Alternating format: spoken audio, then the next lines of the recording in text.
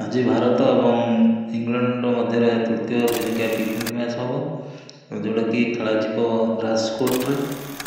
भारत सूर्यकुमार यादव को अधिनायकत्व में 2टी टी20 मैच जीति सारी बेले इंग्लैंड स्कीपर जस बटलर चाहते से मैच गोटे जीतने किंतु से पर्यंत खाता खोली पारना देखा जाए ये मैच रे से कौन कर इंडियार बॉलर भी बहुत फॉर्म अच्छा बैट्समैन भी बहुत फॉर्म अच्छा तेणुक इंग्लैंड को जीतने आहरी मेहनत करने पड़ो।